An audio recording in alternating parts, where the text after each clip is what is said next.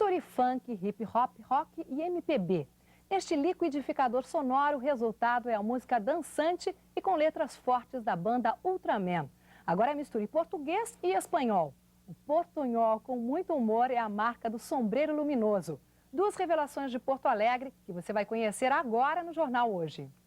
Acabou, sinto muito lamento.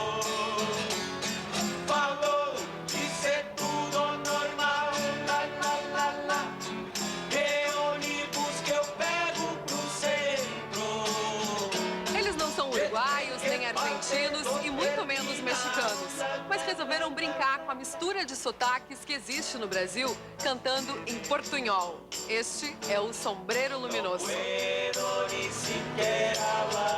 A gente aqui no Sul mistura muito coisas da língua espanhola com o nosso sotaque. Então, uma maneira da gente liberar o sotaque gaudério, o sotaque gaúcho, é pegar e misturar esse portunhol.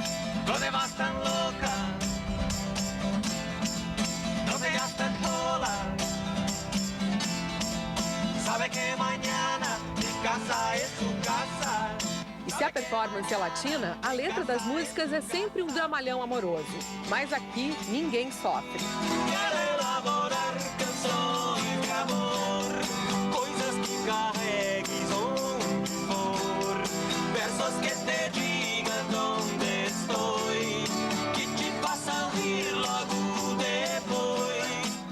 É com essa batida bem-humorada que eles querem conquistar novos territórios, assim como outros hermanos gaúchos. Mira agora, Ultraman.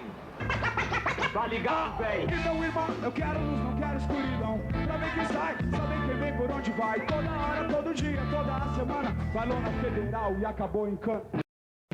Só que nesta outra banda, a mistura é de ritmos. Principalmente som black, assim, né? Música negra.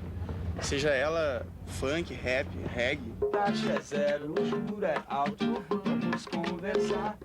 Ressarcimento, pagamento. Vamos negociar. A Ultraman assimila todos os tipos de música. Tim Maia, né? Tim Maia, principalmente da fase mais antiga dele, sim. Tim Maia Racional. O Jorge Ben, quando ele era o Jorge Ben mesmo, né? É dos nossos rios, nosso beijo, nosso ar. E também tudo aquilo que tiver de preservar. Ritmo e poesia que vem das ruas, das pistas de skate, das rodas de amigos. Macho, chão, farroupilha, Nordeste, ama a sua família. Luciana Kremer, Jornal Hoje, Porto Alegre. Raça, qualquer massa, português.